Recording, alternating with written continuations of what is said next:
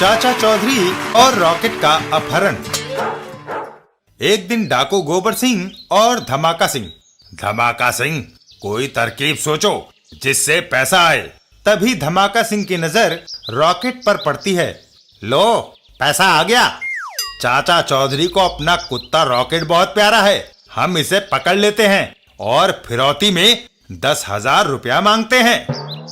धमाका सिंह रॉकेट को ललचाने लगता है। रॉकेट, ये लो। और रॉकेट के पास आते ही वो उसे पकड़ लेता है। गोबर सिंह, तुम रॉकेट को संभालो और मैं चाचा चौधरी से 10,000 वसूल करने जाता हूँ। धमाका सिंह चाचा चौधरी के घर की तरफ चल देता है। चाचा चौधरी और साबू, तुमने रॉकेट को कहीं देखा है? नहीं चाचा जी, सवेरे से वो दिखाई ही नहीं दिया। और आगे दिखाई भी नहीं देगा। अगर तुमने मुझे 10,000 रुपए ना दिए तो वो हमारे कब्जे में है। फिरौती तो हमने आज तक किसी को नहीं दी, तो फिर समझ लो तुम्हारा कुत्ता स्वर्ग को पार्सल हो गया। हम उसे बचाने के लिए फार्मूला नंबर 999 इस्तेमाल करेंगे। अब तुम कोई सा भी फार्मूला अपनाओ, कुत्ते को डाकू गोबर सिंह के कब्जे से कोई नहीं छुड़ा सकता। हाँ। चाचा चौधरी साबू को इशारा करते हैं। साबू, फार्मूला नंबर 999। साबू झपट कर धमाका सिंह को अपने हाथ में उठा लेता है। ये क्या? Formula number 999। और एक जोरदार घूसा धमाका सिंह को जड़ देता है। आह! इधर डाकू गोबर सिंह, धमाका सिंह अभी तक नहीं आया, क्यों न इस कुत्ते को अब मैं गोली मार दूं। तभी हवा में उड़ता हुआ धमाका सिंह सीधा डाकू गोबर सिंह के ऊपर लैंड कर जाता है। ओह! आह!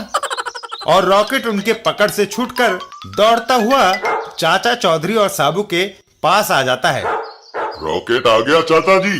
हाँ साबू, लगता है हमारा फार्मूला नंबर 999 कामयाब रहा।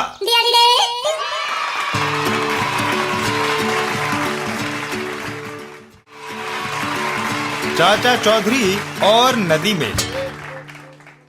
एक दिन चाचा चौधरी से साबू ने कहा, चाचा जी, खाली बैठे बैठे भूख लगाई है। साबू, मैं तेरी चाची से पूछता हूँ, शायद वो कुछ खाने को दे दे। चाचा चौधरी चाची को आवाज लगाते हैं। अरे भगवान, क्या नाश्ता तैयार है? चाची गुस्से में भरी हुई बाहर निकलती हैं। तुम दोनों तो निठल्ले बैठे रहते हो, खाने को कहाँ से आएगा? कुछ कमा कर लाओगे तो कुछ खाने को बनेगा, समझे? अरे भाई साबू, अब तो कुछ ना कुछ करना ही पड़ेगा। और चाचा चौधरी और साबू घर से बाहर की ओर चल देते हैं। ठीक है, कुछ कमा कर लाते हैं हम। थोड़ा आगे जाने पर, साबू, आगे तो नदी है। कोई बात नहीं चाचा जी, हम नदी पार करेंगे।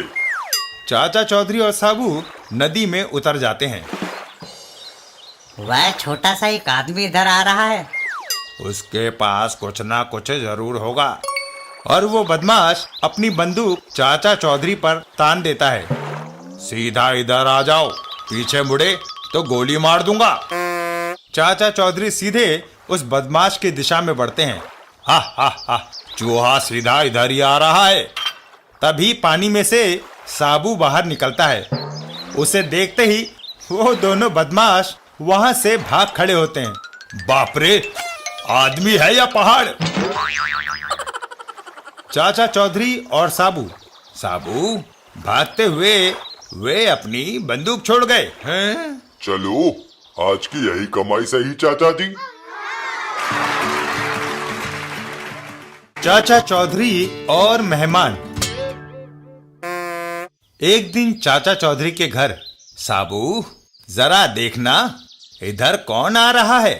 सेठ छदामी लाल और सेठ बादामी लाल आ रहे हैं चाचा जी। तभी वो दोनों चाचा चौधरी के पास पहुंचते हैं।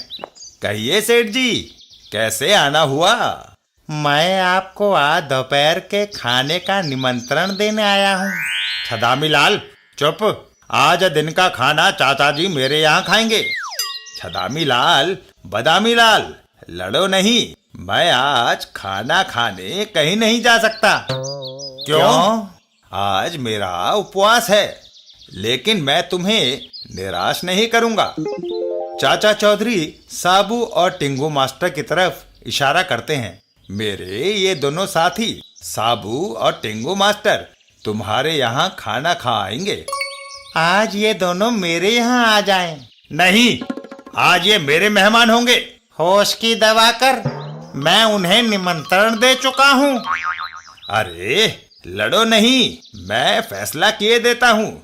एक एक तुम दोनों के घर चला जाएगा।